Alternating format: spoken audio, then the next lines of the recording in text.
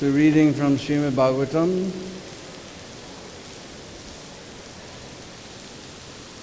Canto 6, Chapter 13, beginning with text number 12. I don't know which one, let's see what's on the board here.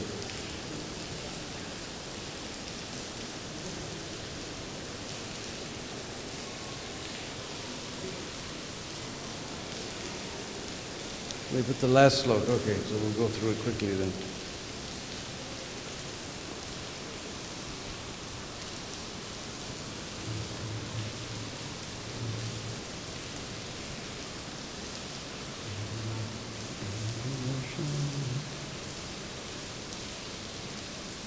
Tam darshanu danvantim chandalamiva rupinim jaraya vepa manangim yaksha grastam asrikpatam vikirya palitan kesham tishta tishteti basinim mina gandhyasu gandhena kurvati margadushanam. Translation: Indra saw a personified sinful reaction chasing him, appearing like a Chandala woman, a woman of the lowest class. She seemed very old, and all the limbs of her body trembled. Because she was afflicted with tuberculosis, her body and garments were covered with blood. Breathing an unbearable fishy odor that polluted the entire street. She called to Indra, wait. Purport by His Divine Grace, A.C. Bhakti-Vedanta Swami Srila Prabhupada. When a person is afflicted with tuberculosis, he often vomits blood, which makes his garments bloody.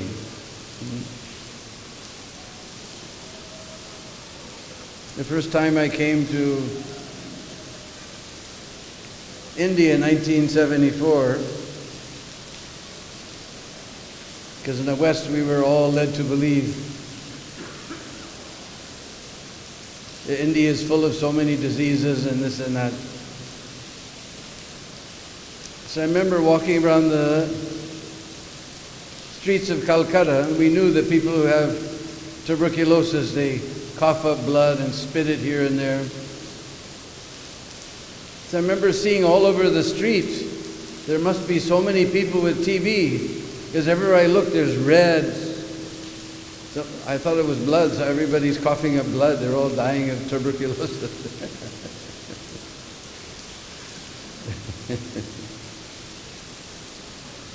So anyway, we'll go on to the next verse, 14. Navogato disha sarva sahasraksho visampate pragudichim disham turnam pravishto nripamanasam.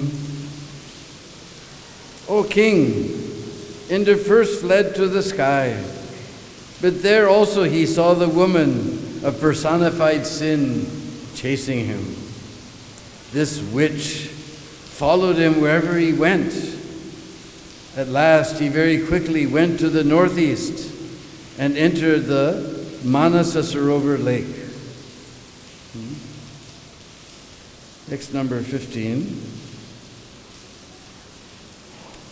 Sa'avasat pushkaranalatantum alabda bhogo yadihagniduta parsani sahasram alakshitunta sanchintayan brahmaro badhadi moksham.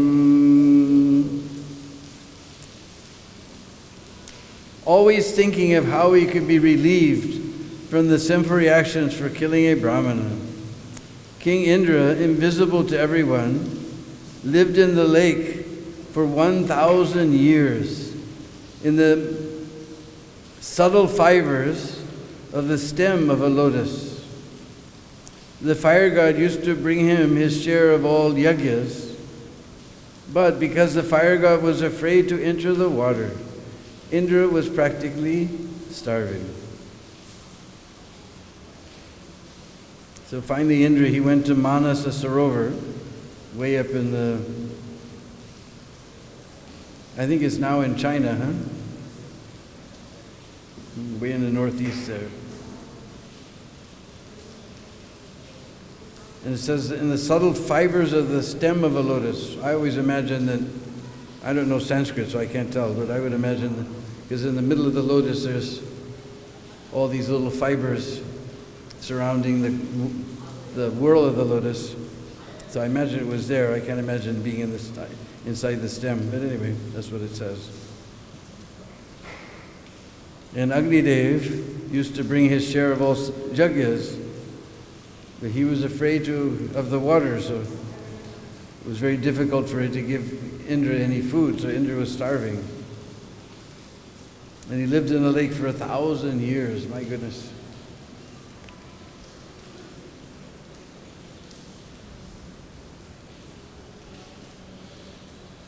Tavat trinakam nahusha shashasa vidya tapo yoga balanubhava sasambharaishvarya vadanda buddhir nitas tirascham gatim indra patnya. As long as Indra lived in the water, wrapped in the stem of the lotus, Nahusa was equipped with the ability to rule the heavenly kingdom due to his knowledge, austerity, and mystic power. Nahusa, however, blinded and maddened by power and opulence, made undesirable proposals to Indra's wife with a desire to enjoy her. Thus Nahusa was cursed by a Brahmin and later became a snake. Anybody know who Nahusha is? I don't.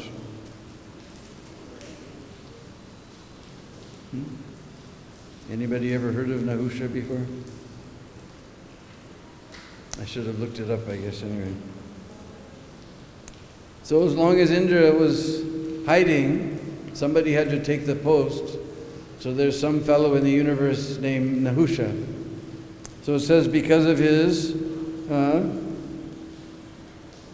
knowledge, austerity, and mystic power, he was given charge of the post of Indra. But this is very interesting. It says he has knowledge, he has austerity, mystic power, so many things. Still, it says blinded and maddened by power and opulence, he was attracted to Indra's wife. You see, even though he had so much knowledge, so much austerity, so much mystic power, his attraction between the sexes is so strong. Even these great personalities, demigods, he's such a great person, he took over the post of Indra, but still he's not free from lust. This is one of the biggest hurdles for getting out of this entanglement of material existence. We're always singing even great demigods, sometimes we see even rishis falling prey to this lust. So we have to be very careful.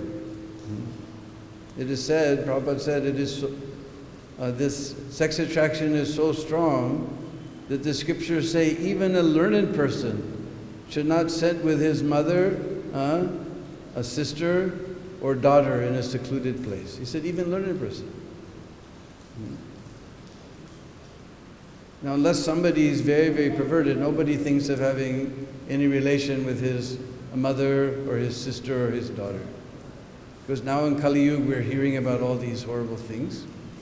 It is advanced to, or degraded, I shouldn't say advanced. Kali Yuga is degraded to such a state that these things are also happening, although through the sages of Naimisharanya these things were unimaginable. But still, scriptures have told that this attraction is so strong that even sitting in secluded place with mother, sister, or daughter, one may be attracted. So we can just imagine, or rather we shouldn't try to imagine, the beauty of Indra's wife. So this is the trouble of, here it says, because of opulence and power. So we should always be very careful of any type of opulence or any type of power, because in opulent and powerful positions, then we become attracted by lust. We become attacked by lust. So this is a very good warning to us, this sloka. In fact, the Brahmins were so upset with him that despite all his knowledge, austerity, and mystic power, therefore they cursed him and he became a snake.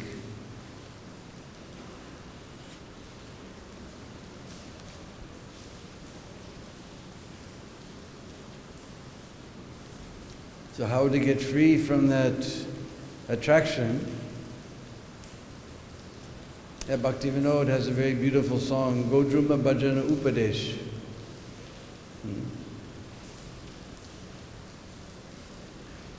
So many verses, but all very wonderfully composed. Every Gaur Purnima I try to learn a few more verses. I memorize several of them. So he gives one hint for us.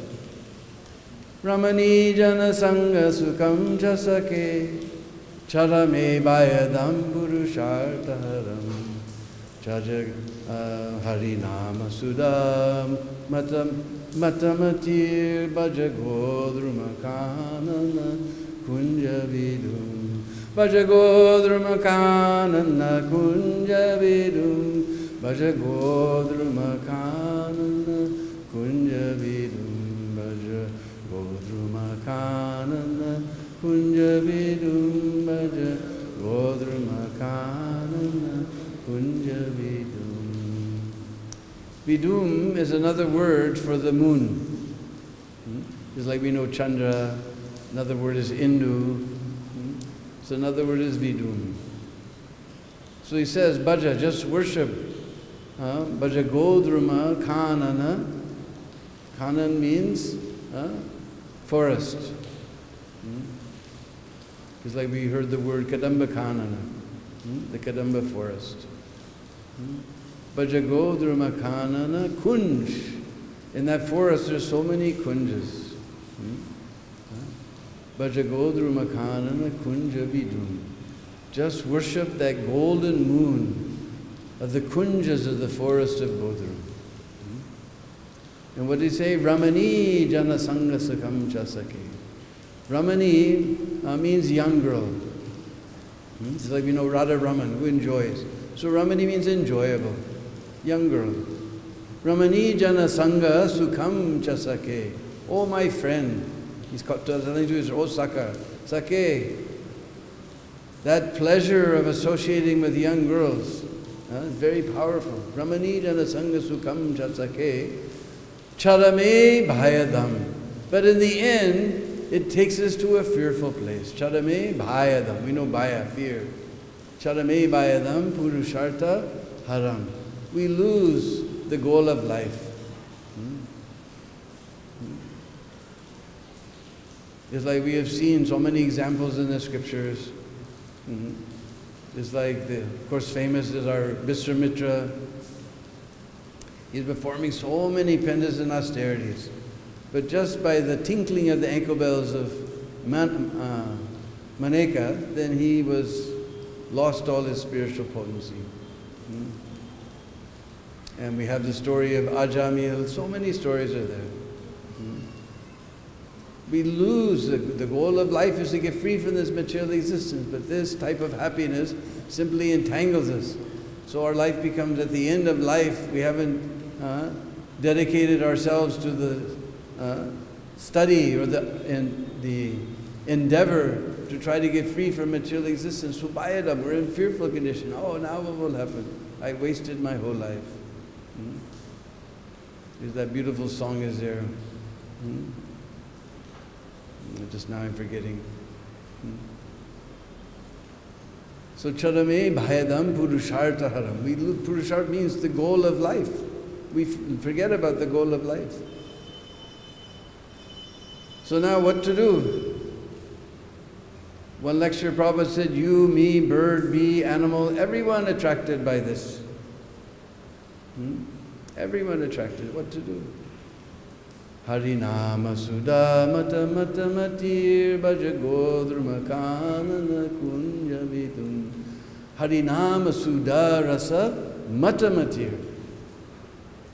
Sudha means nectar. Harinama Sudha Mata Mata Matir. Harinama Sudha Mata Mata Matir. Mata Matir means to completely absorbed. If you want to get free, then there's no other way than becoming completely absorbed in chanting the holy name. Otherwise, not possible, especially in this Kali Yuga. Harinama Sudha Rasa, that rasa. Harinama Sudha Rasa Mata Matir. Just become absorbed in Kirtan Ras. It's like we were celebrating Indra's disappearance yesterday. He was completely absorbed in Kirtan Rasa. We saw completely detached. Completely detached. So there's no other way.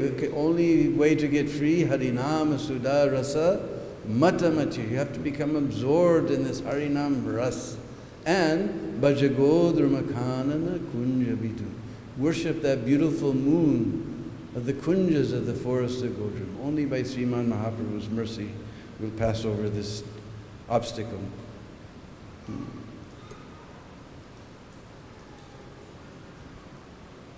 Just like I remember, we were walking on the beach with Srila Prabhupada in Venice, Los Angeles. Venice Beach is not far from our temple. And that particular morning, Dr. Stilson Judah, who wrote a couple of books about, he had great respect for Prabhupada. He wrote, the first one was Hare Krishna and the Counterculture. He wrote a couple of books. He was the head of the Theological Union of the University of California at Berkeley, which we also know as Berkeley. So that day he was on the walk with Srila Prabhupada. And we were walking down Venice Beach. So Dr. Juta, he said, Srila Prabhupada, in Krishna consciousness, what do you do about the question of lust? Because he was the head of the Theological Union of Berkeley University, UC of Berkeley. So he was studying religion. So every religion has to deal with this problem of lust. And Prabhupada stopped walking, he pushed his cane into the sand. Sri Sri Gaur Nitai Krishna Baldao, Sri Sri Radha Shyam Sundar Ki. He pushed his cane into the sand and he turned around, he looked, he said, unless you become Krishna conscious, there's no solution. Unless you become Krishna conscious. Then Prabhupada took a few more steps and he turned around, unless you become absorbed in Krishna consciousness, then you cannot get free from lust. So we have to become completely absorbed in our service and completely absorbed in the chanting of the holy name. Only by cultivating Krishna consciousness, gradually we get higher taste. We see the whole world is running under the dictation of lust. But devotee, gradually we find that by cultivating Krishna consciousness, by becoming free from this, our life becomes quite peaceful, our mind becomes quite peaceful. Otherwise, everybody in the material world is completely agitated. And everything is encouraging us to try to satisfy our lust. Satisfying the lust means it can never be satisfied, like fire. No matter how much fuel you put in the fire never becomes satisfied, it burns brighter.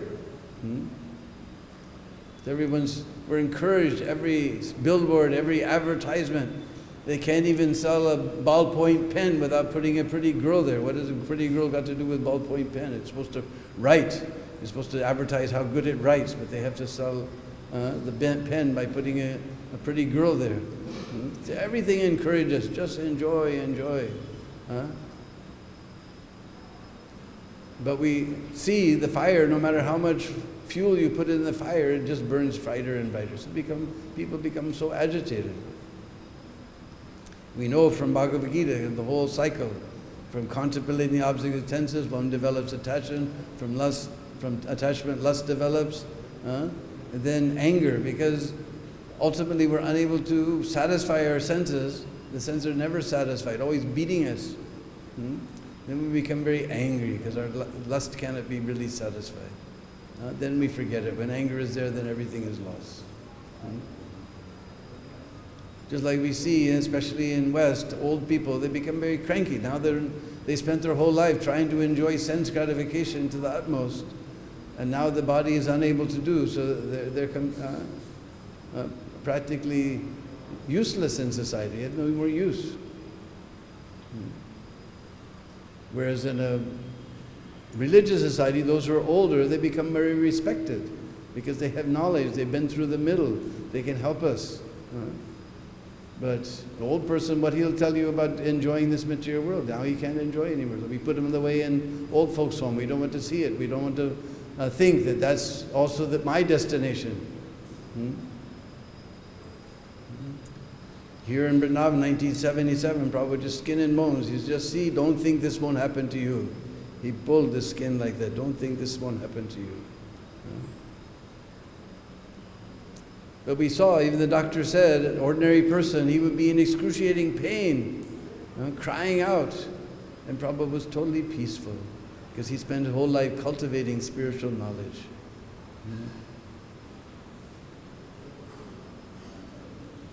So this is, the more we try to satisfy lust, the more we'll become agitated. And the more we don't stop it, then we'll become peaceful. Therefore Prabhupada stopped again. He put his cane in the ground. He said, unless you become Krishna conscious, there's no solution to this problem of lust. There's no other solution. Just like sometimes devotees, they try to eat less sweets. They wear these funny wooden shoes. They do so many things.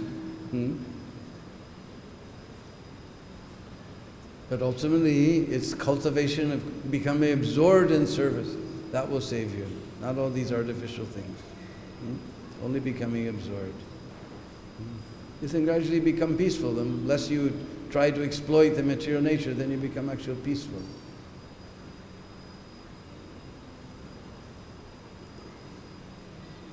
Text 17. Tato gato brahma giro pahi huta ritambara dhyana nivartitaga papastu dig devataya atojas tam navaya bud avitam vishnupatnya.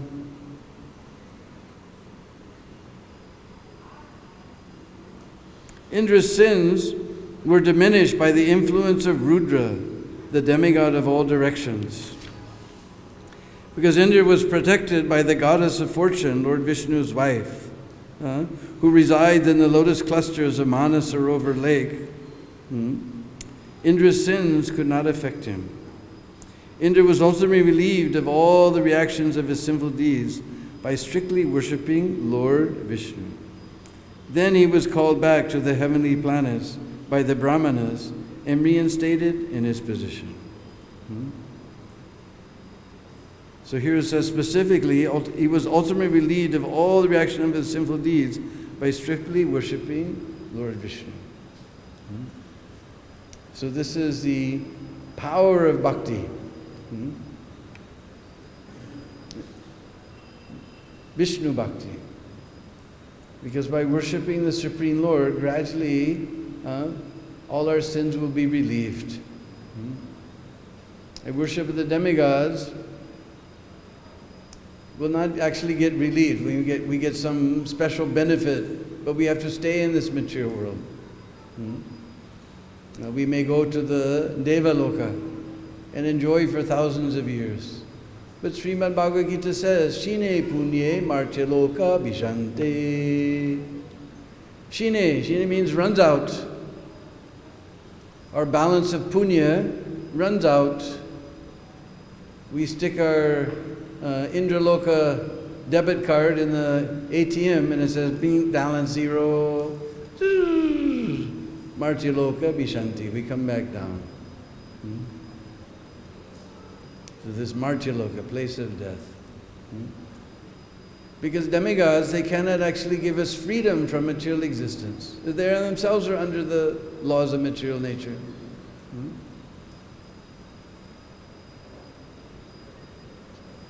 They can give us some facilities to stay here. But Prabhupada's only fool who want to stay here. So we're all here, we're foolish. This is a proof that we're foolish, we're here. Only fool who want to stay here. So, just like if you're in the jail, then sometimes you may be able to bribe the guards.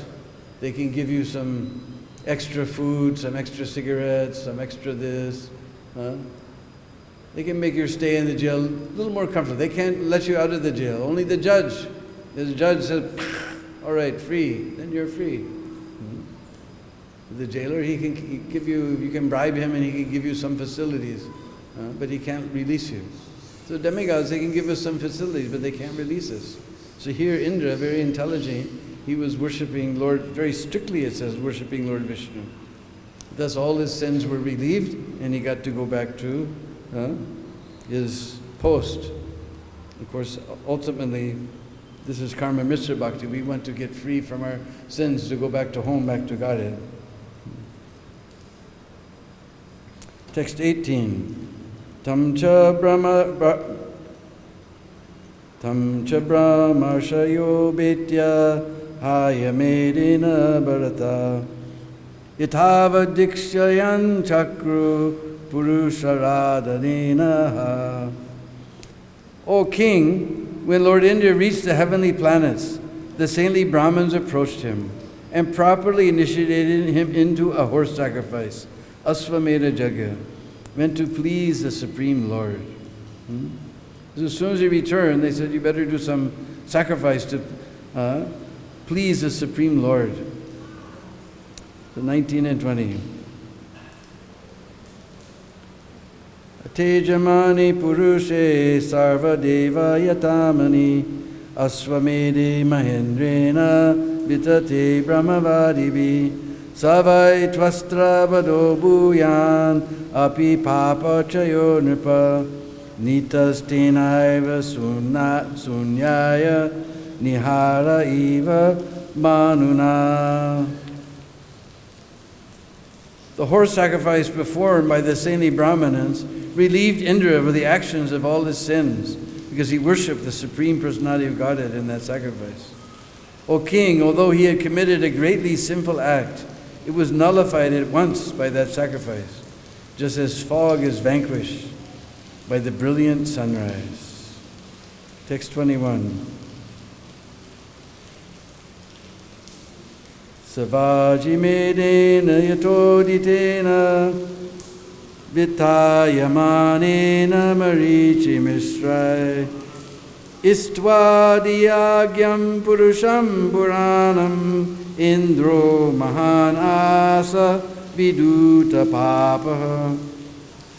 King Indra was favored by Marichi and other great sages. They performed the sacrifice just according to the rules and regulations, worshipping the Supreme Personality of Godhead, the Super Soul, the original person. Thus Indra regained his exalted position and was again honored by everyone. So in text 22,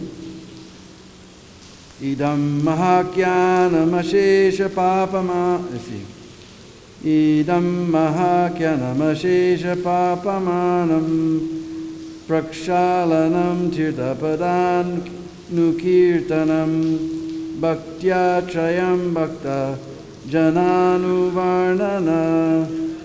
varnanam Mahindra Moksham Vijayam Marutvatata. Then text 23 is on our board here. Patayur Akyanam Idam Sada Buddha Srinvanti Ato Parvani Parvavanindriyam Danyam Yashashayam Nikilaga Mochanam Vipunjayam Swasti Ayanam Tathayusam.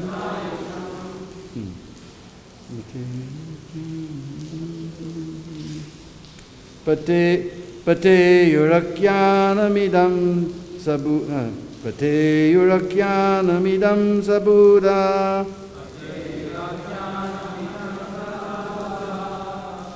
Srinvantyato parvani parvanindriyam.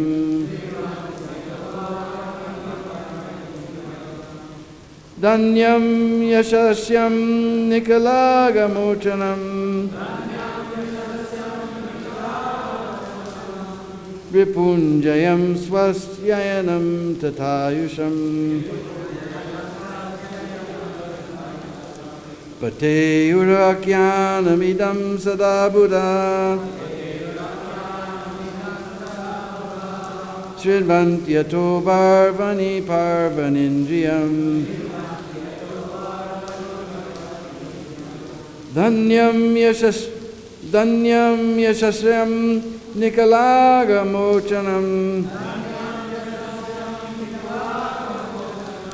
Vipunjayam swastyayanam tathayusham. Pate yurakyanamidam sada buddha. Srinvantyato parvani parvanindriyam. Danyam yashasyam nikalaga mochanam. Vipunjaya swastyayanam tathayusham.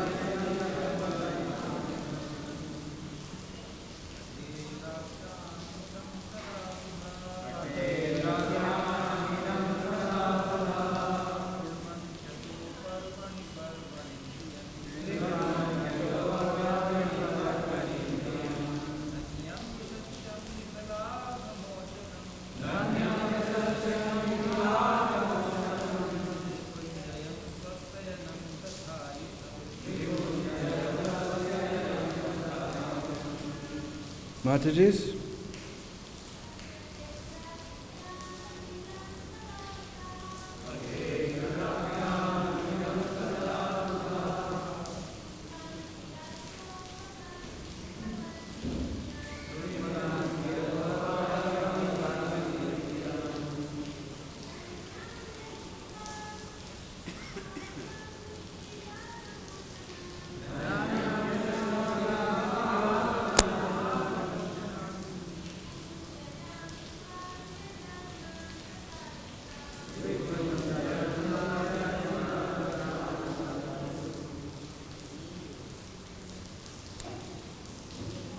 Idam, this, Maha-Akyanam, great historical incident, Ashesha, Papamanam, well, it's actually Papamanam, of unlimited numbers of sinful acts.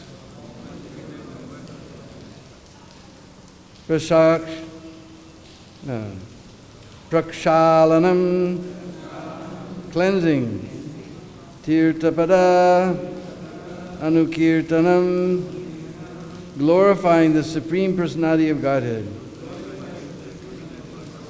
who is known as Tirthapad. Bhakti, a devotional service. Uchayam, in which there is an increase. Bhaktajan, the devotees. Anuvarnanam, describing. Maha Indra Moksham, the liberation of King of Heaven. Vijayam, the victory. Marutvataha, of King Indra. Pateyu, should read. Akyanam, narration. Idam, this. Sada, always. Buddhaha, learned scholars. Shrinvanti, continue to hear. Ato, as well. Parvani, on the occasion of great festivals. Indriyam, which makes the senses sharp. Dhanyam, brings wealth. Yashastyam, brings fame. Nikhila, all. Agamochanam, releasing from sins. Ripumjayam, makes one victorious over his enemies. Swastiayanam, brings good fortune for all. Tata, so also. Ayusham, longevity. Translation: in this very great narrative, there is a glorification of the Supreme Personality of Godhead, Narayan. There are statements about the exaltedness of devotional service. There are descriptions of devotees like Indra and Vritrasura. And there are statements about King Indra's release from sinful life and about his victory in fighting the demons. By understanding this incident, one is relieved of all sinful reactions. Therefore, the learned are always advised to read this narration. If one does so, one will become expert in the activities of the senses. His opulence will increase, and his reputation will become widespread. One will also be relieved of all sinful reactions. He will conquer all his enemies, and the duration of his life will increase. Because this narration is auspicious in all respects, learned scholars regularly hear and repeat it on every festival day. Thus end the Bhaktivedanta purports, the 6th canto, 13th chapter of Srimad Bhagavatam, entitled King Indra, afflicted by sinful reactions. So we've all been listening to this narration of Indra and Vritrasura, so we'll get all auspicious benefits. Ultimately, our sinful reactions will be relieved from our sinful reactions.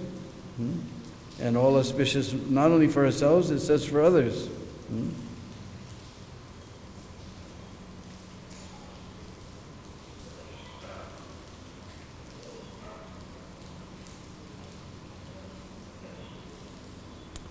Swasti Ayanam, brings good fortune for all. So this is the Vedic culture that we want to benefit everyone. Generally, people are very selfish. They're only after their own personal benefit. But real Vedic culture means to be concerned about all. Just like Prahlad Maharaj said, that I'm not interested in my own liberation. I want to bring all these fools and rascals suffering in this material world back with me. So this is Vaishnava. He wants to help everyone, not just himself. But the process of helping others is also beneficial to oneself. So especially in this deep dark age of Kali, here Indra was advised to do Asvamed Yag, but in Kali Yuga it is advised to do Harinam Yagya. And this will be not only beneficial for ourselves, but it will be beneficial for all living beings. Wherever the holy name is chanted, all living beings will be benefited by that sound vibration. Prabhupada says even a dog can take part in it. You can hear on the recording. Even a dog can take part. So all living beings are benefited. All the trees, birds, bees, animals, living beings, they're all benefited by this Sankirtan movement. There is a Param Vijayate Sri Krishna Sankirtanam. And yesterday we were celebrating the disappearance of one of those great persons who inspired people to chant the holy name. So he was chanting not for his own benefit, he was chanting for the benefit of everyone, to inspire them to chant this holy name of Krishna, because this will be beneficial for the entire universe.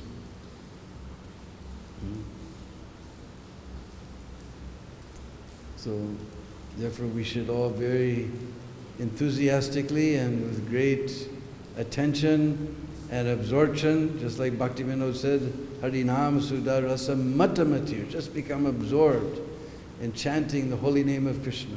Hare Krishna, Hare Krishna, Krishna Krishna, Hare Hare, Hare Ram, Hare Ram, Ram Ram, Hare Hare. So anyone has any questions or comments?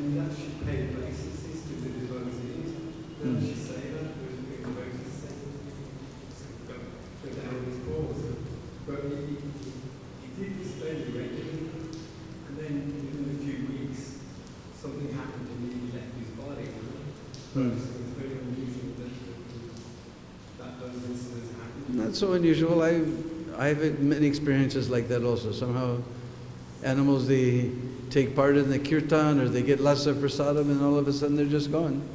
We saw even in Chaitanya Charitamrita, Shivananda Sain was bringing this dog, even he had to bribe the ferryman to take the dog across. He was taking care of that dog, and that dog got remnants. Mahaprabhu was telling him to chant, and his own way he was chanting, and then giving him remnants. And then that dog disappeared. So I see this, it's not unusual, it's actually usual.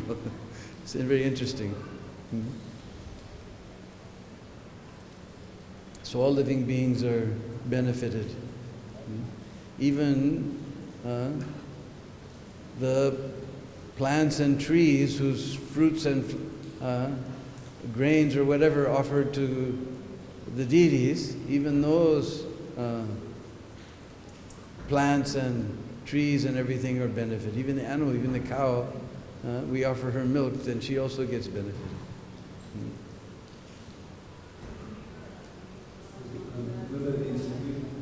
This is in Dublin. We're doing a 12-hour hangout in Dublin, and it's right towards the end, and everyone's flagging, and I said, wish someone else had joined just to boost things up, you know. And this lady joined, and she looked a bit unusual because she had those toy dogs, those miniature dogs. She had a little dog every once one of them. And she was treating it like a baby. And then everyone walked with it, people gathered around, and the hangout really took off, you know. And then a few months later, we did a 24-hour hangout. she had a dog in a pram. She She had? had a dog in a pram. It was in a pram. And the pram had the United States flag on it. So she was very eccentric, but the point was, I just thought, and all the people that could have turned up, she did. And millions that could have turned up to that marriage, and she turned up, and we were very grateful. Eccentric, but we really appreciated it. Yeah, very appreciated it. Anyway, Nectar Devotion says one of the qualities of pure devotional service is it's all auspicious. So. Any other questions? Comments? Way in the back there's a question. I don't know if the microphone will reach that far. Somebody just listen to her question and repeat it into the microphone. No need to drag it all the way back there. All right, they're going to drag it all the way back. Hi, Prabhu. Thank you for your class. One mother he asked me because she's not speaking English. That if you will be so kind to repeat some words about Rupa Goswami you said yesterday in the interview. Would I repeat? Oh, the verse. The verse. All right, the verse. Tunde tandavani ratim vitanute tundavali labde karna kroda kadambani gadayate karnarbudeva spriyam cheta prangani sangani vijayate sarvindriyanam kritim no jane janita kiyad biramritai krishnete varna dvai. So Mahaprabhu said, by hearing this verse, the whole world becomes joyful. The translation, of course, is Tunde. Tunde means tongue. Tunde Tandavani Ratim. Just like we know Lord Shiva's dance is Tandav. So, when that name dances on the tongue, Tunde Tandavani Ratim Vitanute, Tundavali, we want to have many tongues. Tunda means tongue, so we say Tundavali means many tongues. Just like you know the word Chandravali. So we know Chandra means moon, but Chandravali means many moons. Because she's very fair complexion, so she's like many moons. So Tundavali, we want to have many tongues to taste the nectar of the name. Karna means the ear. Karna, Kroda Kadambani Gatayate Karnarbudeva Spriyam. So we've all heard the word crore, but next word after crore is Arab. So it's Karnarbudeva. Arab. We want to have, we know crore means 10 million, so Arab means billions. We want to have billions of ears to relish that name. There's also a secret meaning here. Because Rupa Goswami said, I want many tongues, but I want billions of ears. So the secret hint here is that we should talk less and listen more. I want to have billions of ears. Cheta Sangana Prangini. Prangan means courtyard. When that name dances within the courtyard of the heart, Sarvindriyanam Kritim, all the indriyas, all the senses become inert. Like we described yesterday, our senses always bothering us. We become absorbed and they become inert, just absorbed in relishing the nectar of the name. Sarvindriyanam, no jane janita, no jane, I do not know, janita, produced. No jane janita kiyadvir amritai. How much nectar is produced? Krishneti varna dvai. Varna means letter. These two letters, Krishna. There are two syllables actually, but we can say two letters also. Varna dvai. Dvai means two. I do not know how much nectar is produced by these two syllables. Krishna. This is in Vidagdhamadav of Srila Rupa Goswami.